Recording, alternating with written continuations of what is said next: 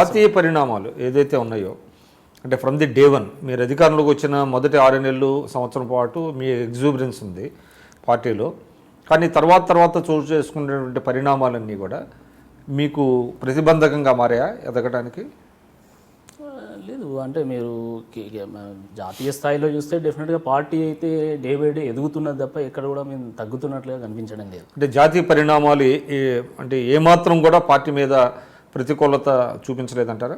ఇక్కడ అంటున్నారా? ఇక్కడైనా ఎల్స్వేర్, ఇక్కడే ఎస్పెషల్లీ తెలంగాణలో కూడా? లేదు లేదు లేదు.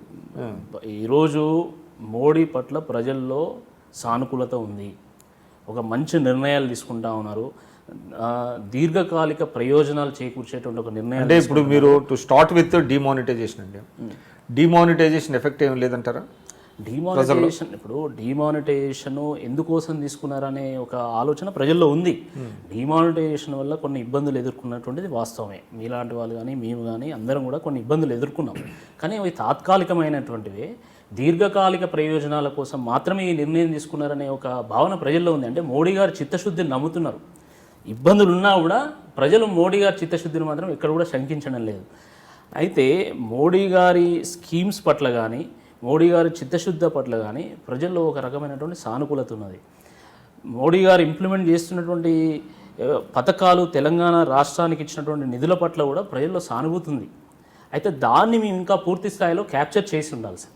అంటే మీరు యాజ్ ఏ తెలంగాణ యూనిట్గా మీ కేంద్ర అధినాయకత్వం దగ్గరికి వెళ్ళి రాష్ట్రానికి తెలంగాణ విడిపోయిన తర్వాత, తెలంగాణ ఫార్మేషన్ తర్వాత ఒక జాతీయ సాగునీటి ప్రాజెక్టు కూడా నేషనల్ స్టేటస్ రాలేదు.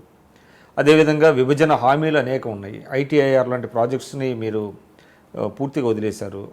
తర్వాత రైల్వే కోచ్ ఫ్యాక్టరీ ఉంది, అది కూడా పక్కన పెట్టారు. అంటే ఈ నేపథ్యంలో అసలు మీరు రాష్ట్రానికి ఏం చేశారండి?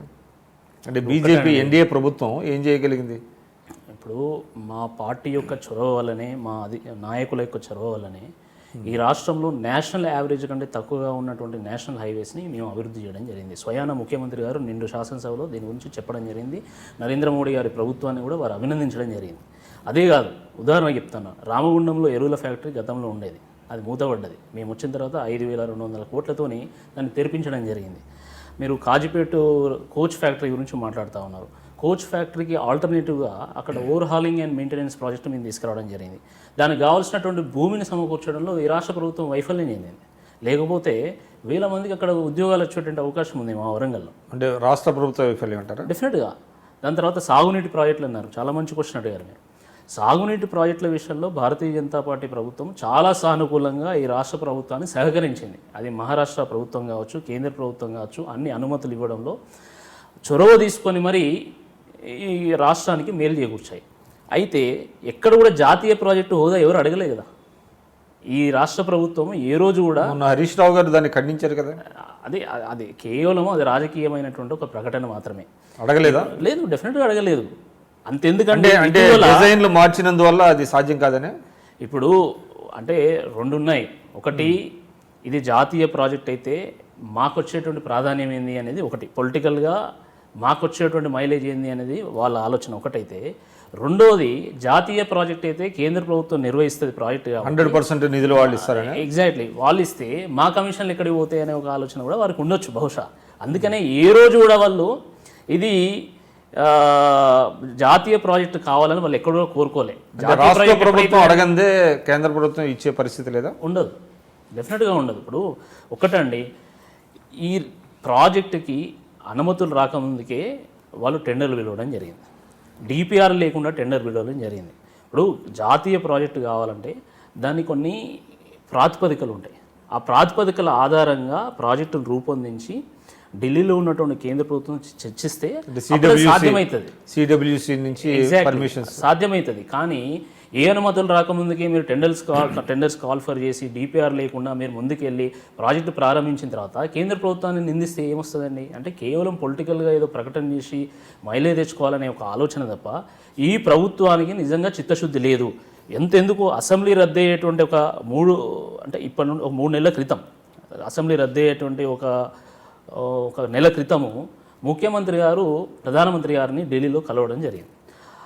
ఆ సమయంలో ఒక 20 డిమాండ్లు పెట్టారు వారు. ఆ 20 డిమాండ్లో కాళేశ్వరం ప్రాజెక్టుకి 25,000 కోట్ల రూపాయలు ఇవ్వాలని అడిగారు తప్ప జాతీయ ప్రాజెక్టు హోదా కావాలని ఎక్కడ అడగలేదు. హరీష్ రావు గారు కేవలం కావాలని దీన్ని రాద్ధాంతం చేస్తా ఉన్నారు. మిషన్ భగీరథకు కూడా నిధులు అడిగినట్టున్నారు. మిషన్ భగీరథకు నిధులు అడగడం జరిగింది. ఇప్పుడు మేము మిషన్ కాకతీయకు దాదాపు ఒక 600 కోట్లు ఇవ్వడం జరిగింది. మిషన్ భగీరథ అంటే మేము తాగునీటి ప్రాజెక్టులకు సంబంధించి కూడా ఒక 800 కోట్ల రూపాయలు ఈ 5 ఏళ్ళలో మేము ఇవ్వడం జరిగింది. డెఫినెట్గా ఇప్పుడు మేము అనేక విషయాల్లో తెలంగాణ అభివృద్ధి విషయంలో చొరవ తీసుకొని ముందుకెళ్తున్నాం. సమయం వచ్చినప్పుడు డెఫినెట్గా ఈ ప్రాజెక్ట్స్ కూడా నిధులు వస్తాయి. మీరందరూ కూడా ఐ డ్రీమ్ ఛానల్ని సబ్స్క్రైబ్ చేయాలని కోరుకుంటున్నాను. I'm Sucharita, Home Minister of Andhra Pradesh. For more videos, subscribe iDreams. మీ Chirla Jaggireddy MLA Kothapeta. For more videos please subscribe iDream. For more videos, please subscribe iDream. నేను మీ Jakkampudi Raja. For more videos please subscribe iDreams. I'm Revati Chaudhary. For more videos, please subscribe iDream. For more videos, please subscribe to iDream. For more videos, please subscribe iDream. I am Vasireddy Padma, Chairperson of State Women Commission. For more videos, please subscribe iDream.